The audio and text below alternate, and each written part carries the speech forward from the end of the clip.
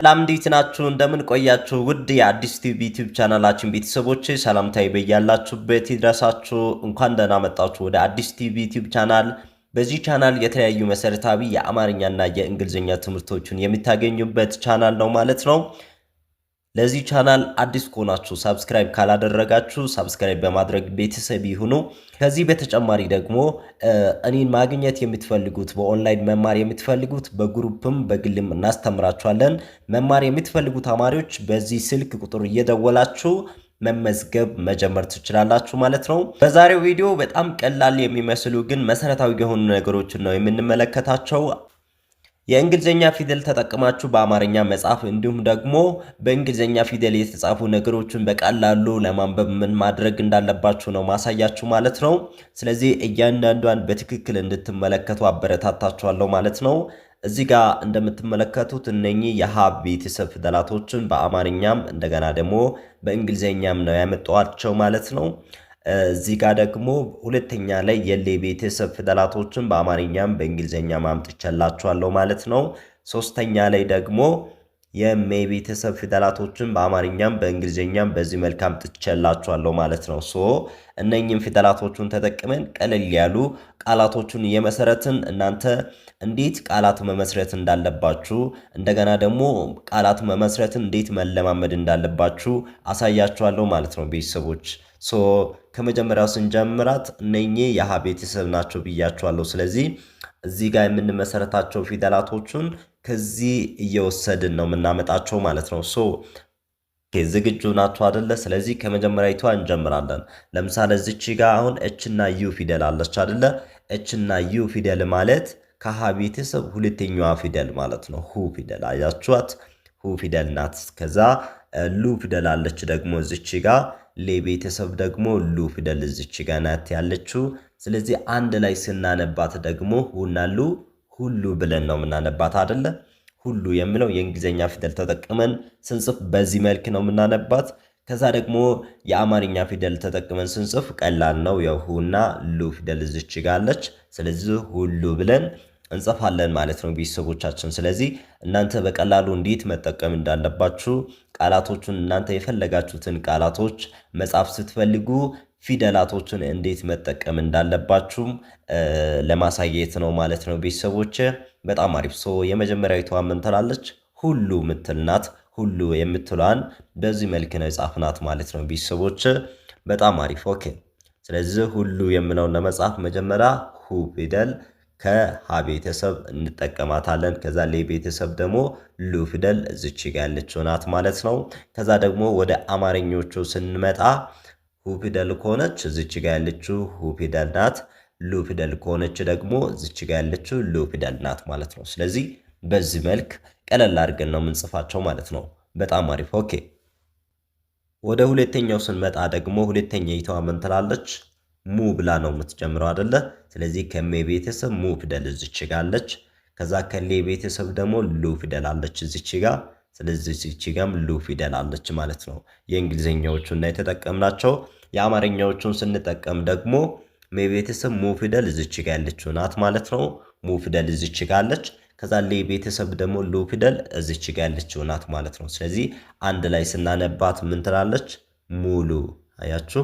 ሙሉ ብላችሁ በዚህ መልክ ትጽፋላችሁ ማለት ነው። በጣም ሲምፕልና ቀላል የሆኑትን ያመጣውላችሁ።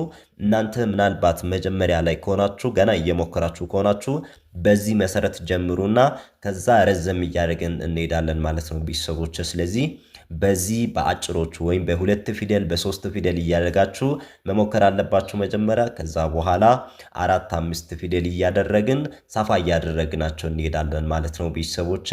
በጣም አሪፍ። ኦኬ። ስለዚህ ሁለተኛይቷን ሙሉ ብለን ከጻፍናት ደግሞ አሁን ወደ ሶስተኛዋ እንመጣለን ማለት ነው። ሶስተኛይቷ ናት። ስለዚህ ሶስተኛይቷ ሄ ብላ ነው የምትጀምረው። ስለዚህ ከሀ ቤት ቆጥረን እስከ ሄ ድረስ እንመጣለን። ስለዚህ ሄ ፊደል እዚች ጋር ያለችው ናት። ሄ እዚች ጋር አለች። ከዛ ሎ ስንል ደግሞ ሎ ፊደል ሁለት ጊዜ ነው ኤል የመጣችው ማለት ነው። ለምን? የእንግሊዝኛ ቃላት ስለሆነች ኤል ዳብል ይሆናል ማለት ነው። ሄሎ ብለን ሎ ፊደል እዚች ጋር ያለችው እናመጣታለን። ግን ኤል ፊደል ደብል አድርገናታል። ሁለት ጊዜ ነው የተጠቀምናት ማለት ነው። ሄሎ የሚለውን ለመጻፍ ሄ ፊደል እዚች ጋ ያለችው ሄ ፊደል እና ከዛ ሎ ፊደል እዚች ጋ ያለችውን ተጠቅመናት እንጽፋለን ማለት ነው። ሶ በአማርኛ ከሆነ ደግሞ ለማሳየት ያክል ሄ ፊደል እዚች ጋ ያለችው ናት። እዚች ጋ ያለችው ሄ ናት ማለት ነው። ከዛ ሎ ፊደል ደግሞ እዚች ጋ ያለችው ሎ እዚች ጋ አያችኋት። ስለዚህ በዚህ መልክ በቀላሉ መጻፍ ትችላላችሁ ማለት ነው ቤተሰቦች። በጣም አሪፍ። ስለዚህ በዚህ መንገድ ካልተማራችሁ ካልሰለጠናችሁ በቀላሉ ለመጻፍ ይከብዳችኋል ማለት ነው አማርኛ። በተለይ ብዙ ተማሪዎች አሁን አማርኛ ትንሽ እሞክራለሁ ግን በእንግሊዝኛ ምንም ማድረግ አልችልም ወይም ምንም መጻፍ አልችልም ስሉ ትሰማላችሁ እና እኛም እንደዛ ስሉ እንሰማለን። ስለዚህ እናንተም እንደዚህ አይነት ችግር ካለባችሁ ማድረግ ያለባችሁ የመጀመሪያው ነገር ምንድን ነው?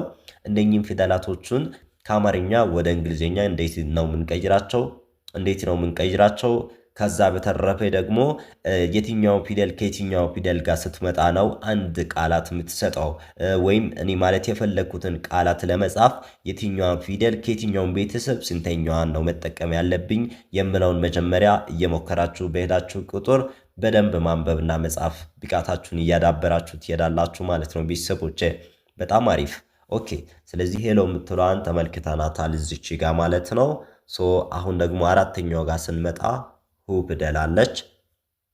ስለዚህ ሁ ፊደል ለማግኘት ወደ ሀ ቤተሰብ እንሄዳለን ማለት ነው። ስለዚህ ከሀ ቤተሰብ ሁለተኛይቷ ላይ ያለችው ሁ ፊደል ናት ማለት ነው።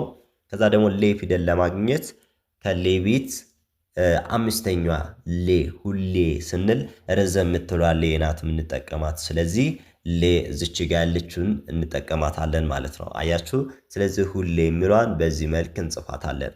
ሁሌ የእንግሊዝኛ ፊደል ተጠቅመን ነው የጻፍናት። ስለዚህ ሁሌ ብለን የአማርኛውን ሐሳብ ለመግለጽ ስንፈልግ በዚህ መልክ መጻፍ እንችላለን ማለት ነው ቤተሰቦች።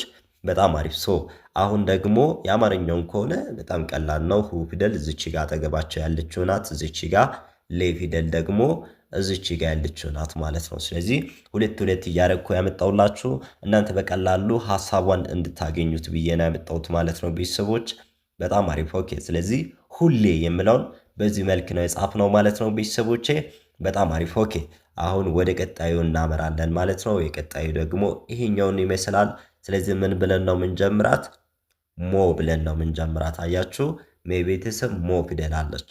ሜ ቤተሰብ ሞ ፊደል ከሜ ቤተሰብ መጨረሻዋ ሞ ፊደል አለች። ከዛ ሌ ቤተሰብ ደግሞ ላ። ስለዚህ ከሌ ቤተሰብ ቆጥራችሁ መምጣት ትችላላችሁ። ሌሉ ብላችሁ ሌ ቤተሰብ ላ ስንተኛዋ ናት ማለት ነው? እችኛዋ ናት ማለት ነው። ስለዚህ ሌ ቤተሰብ ላ እችኛዋ ናት ማለት ነው። አንድ ላይ ሞና ላ ምን የሚል ድምጽ ይሰጣሉ ማለት ነው?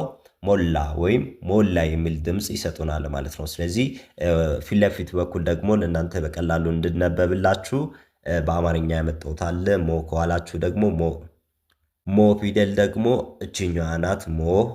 ከዛ ላ ካላችሁ ደግሞ ሌ ቤተሰብ ለአራተኛዋ እችኛዋ ናት ማለት ነው። ስለዚህ አንድ ላይ ደግሞ ሞላ የሚለውን በአማርኛ በዚህ መልክ ጽፈላችኋለሁ ማለት ነው ቤተሰቦቼ። በጣም አሪፍ። ሶ ወደ ቀጣዩ እንሄዳለን ማለት ነው። በዚህ መልክ እያንዳንዷን ቃላት እያንዳንዷን የሰዎችን ስም ምናምን እየጻፋችሁ ከሞከራችሁ በቀላሉ እንደምታነቡት እንደምትጽፉት እርግጠኛ ነኝ ማለት ነው ቤተሰቦቼ። በጣም አሪፍ። ኦኬ። ቀጣይ ደግሞ ምን ትላለች? ሜ እና ላ ፊደል አለች እዚች ጋር። ስለዚህ ሜ ፊደል ከሜ ቤት የመጀመሪያዋ እንጠቀማታለን። ላ ስንል ደግሞ ከላይ የተጠቀምናት ላ እዚች ጋር አለች ከሌ ቤት።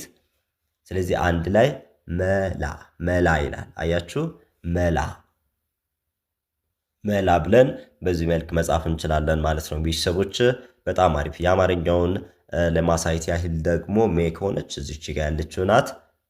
ላ ከሆነች ደግሞ ሌቤት ላ የአማርኛዋን ወስደን መላ የሚለውን በዚህ መልክ ጽፈን እንመለከታለን ማለት ነው ቤተሰቦቻችን።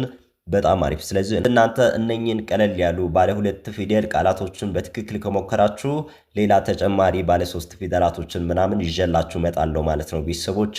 በጣም አሪፍ። ሶ እችኛዋ መላ ትላለች ማለት ነው ቤተሰቦቼ። ኦኬ።